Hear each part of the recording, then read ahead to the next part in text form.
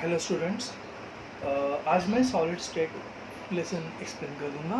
Solid state कैसे रहेगा? तो सब्सटेंस की तीन स्टेट्स होते हैं, सॉलिड, लिक्विड एंड गैसेस। ये जो तीन इंपॉर्टेंट स्टेट्स रहती हैं।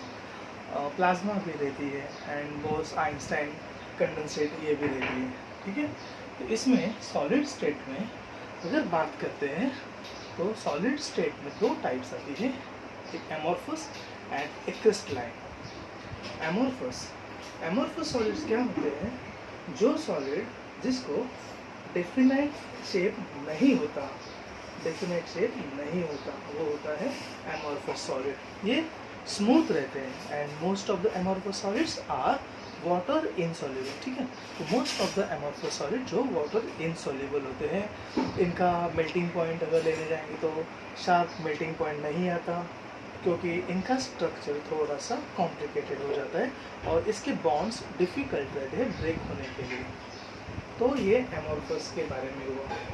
एमोर्फस सॉलिड में कुछ सॉलिड्स आते हैं जो सुपर कूल्ड लिक्विड्स कहा जाता है। सुपर कूल्ड लिक्विड्स मतलब जिसका शार्प मेल्टिंग पॉइंट नहीं रहेगा और वो शॉर्ट रेंज ऑर्डर रहते हैं, ठीक है, जिसमें एग्जांपल अगर देखेंगे तो ग्लास आएगा, रबर होता है, प्लास्टिक होता है। एमोर्फस सॉलिड्स में और एक आता है जिसे हम लोग आइसोट्रॉपिक बोलते हैं।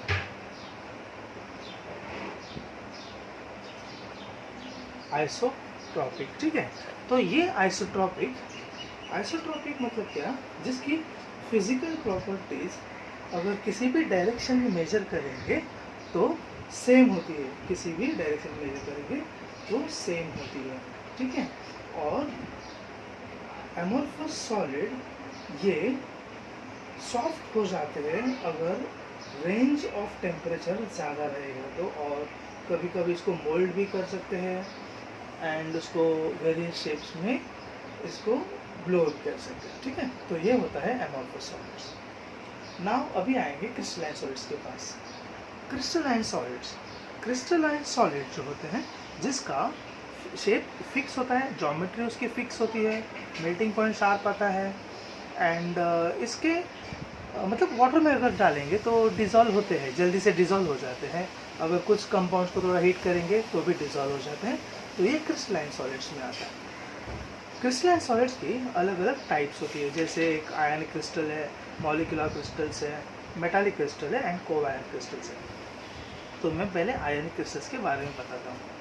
आयनिक क्रिस्टल्स मतलब जो पॉजिटिव एंड नेगेटिव, ये दो आयन्स के बीच में जो फोर्स ऑफ अट्रैक्शन से बॉन्ड फॉर्म होता है उसको बोलते हैं आयनिक बॉन्ड। एंड क्रिस्टल्स में इसी टाइप के पॉजिटिव एंड नेगेटिव स्पेसिस वाले बॉन्ड्स रहते हैं, तो इसीलिए इसको आयनिक क्रिस्टल्स बोलते हैं।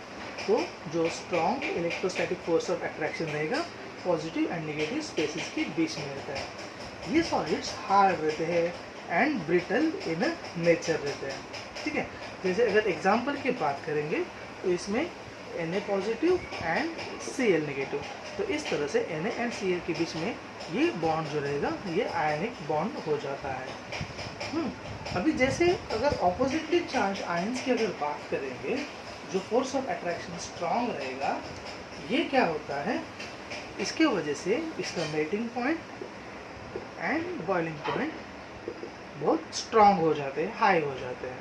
ठीक है, ये फ्रीली नहीं मूव करते इसी, क्योंकि ये पैक रहते हैं, इसके अरेंजमेंट पैक्ड अरेंजमेंट रहते हैं, तो ये फ्री नहीं रहते एंड ये इलेक्ट्रिकली इंसुलेटर्स रहते हैं जब ये सॉलिड स्टेट में रहेंगे। लेकिन जब ये मोल्टन स्टेट में आ जाएंगे तो इसका बॉन्ड थोड़ा सा ब्रेक हो जाएगा, एक्वियस फॉर्म में आएंगे तभी, मोल्टन स्टेट में आएंगे तभी इसके इलेक्ट्रॉन्स फ्री हो जाते हैं और फिर वो इलेक्ट्रिसिटी कंडक्ट करते हैं। तो ये होता है आयनिक क्रिस्टल्स। सेकेंड, मॉलिक्यूलर क्रिस्टल्स की बात करेंगे। ये मॉलिक्यूलर क्रिस्टल्स मतलब ना, इसमें जो कंस्टिट्यूएंट पार्टिकल्स रहेंगे वो मॉलिक्यूल्स रहते हैं जिसके अंदर van der Waals forces of attraction present रहता है। Van der Waals forces of attraction, इसके तीन टाइप्स रहते हैं, non polar, polar and hydrogen bonded solids. ये नॉन पोलर मतलब ये जैसे नॉन पोलर कोवेलेंट बॉन्ड इसके अंदर प्रेजेंट रहते हैं, नॉन कोवेलेंट बॉन्ड। और हम लोग बोल सकते हैं कि जो एटम्स रहेंगे इसके अंदर के नॉन पोलर में से, जो वीक डिस्पर्शन फोर्सेस या फिर हम लोग उसको लंडन फोर्सेस बोलते हैं, उससे एक दूसरे को अटैच रहते हैं। हाँ ठीक है, तो लंडन फोर्सेस प्रेजेंट रहते हैं, इसीलिए उसका मेल्टिंग पॉइंट जो लो हो जाता है। एंड यूजुअली ये लिक्विड्स रहते हैं रूम टेम्परेचर पे, ठीक है, एंड प्रेशर बोल सकते हैं। ये सॉलिड्स सॉफ्ट होते हैं और नॉन कंडक्टर ऑफ इलेक्ट्रिसिटी होते हैं। अभी पोलर के बारे में बात करता हूँ। पोलर ये इसके अंदर भी रिलेटिवली स्ट्रॉन्गर फोर्स रहेंगे अट्रैक्शन के, जो हम लोग को बोलते हैं कि डायपोल इंटरेक्शन, ठीक है, डायपोल इंटरेक्शन इसके अंदर प्रेजेंट रहते हैं। ये सॉलिड भी सॉफ्ट रहते हैं and non conductors of electricity होते हैं। मेल्टिंग पॉइंट थोड़ा सा नॉन पोलर से हायर रहता है, इसका मेल्टिंग पॉइंट थोड़ा सा हायर रहता है। ये अगर इसकी बात करेंगे तो ये most of this are gases होते हैं और लिक्विड्स भी हो सकते हैं अंडर रूम टेम्परेचर या फिर प्रेशर की अगर बात करेंगे तो, जैसे एग्जांपल में सॉलिड सल्फर डाइऑक्साइड आएगा, सॉलिड अमोनिया हो सकता है।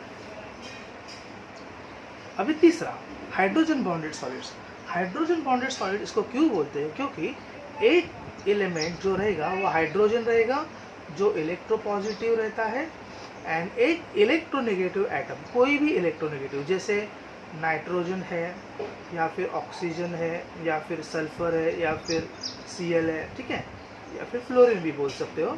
तो ये जो इलेक्ट्रोनेगेटिव एटम है, इनके जैसे जो हाइड्रोजन जो इलेक्ट्रोपॉजिटिव और ये इलेक्ट्रोनेगेटिव के बीच में जो फोर्स ऑफ अट्रैक्शन रहेगा, that is called as a hydrogen bond, ठीक है। जैसे अगर बात करेंगे अमोनिया मॉलिक्यूल की, तो ये NH3 है, NH3, उसी तरह से ये आएगा अगेन NH3, तो ये N क्या होगा, इलेक्ट्रोनेगेटिव, हाइड्रोजन क्या है, इलेक्ट्रोपॉजिटिव। तो दोनों के बीच में ये फोर्स ऑफ अट्रैक्शन जो रहेगा वो रहेगा हाइड्रोजन बॉन्डेड सॉलिड्स।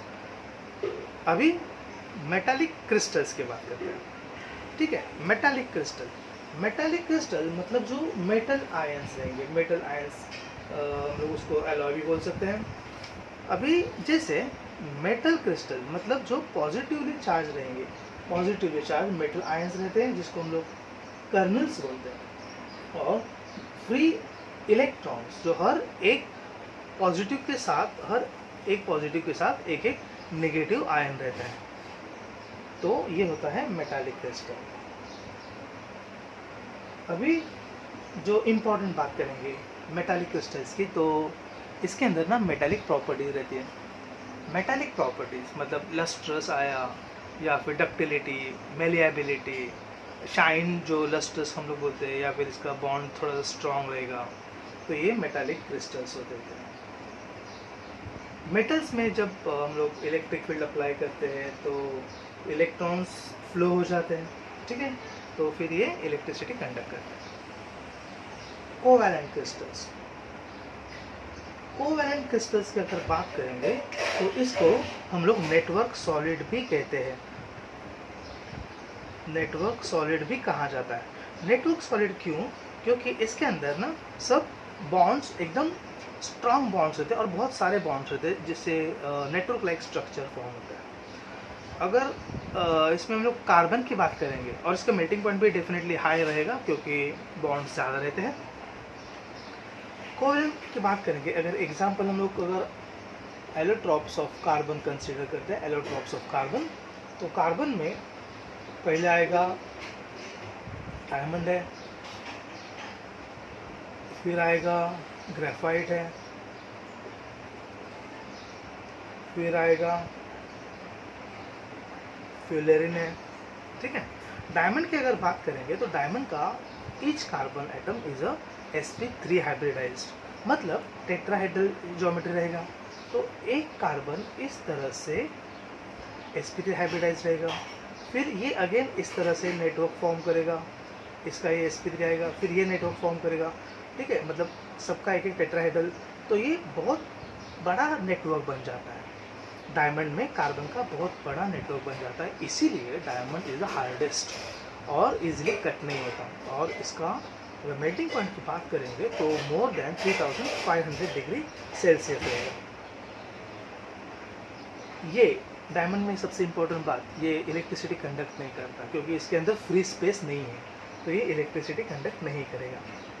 ग्रेफाइट की बात करेंगे तो ग्रेफाइट का ईच कार्बन से sp2 हाइब्रिडाइज इस तरह से शेप रहेगा, ठीक है।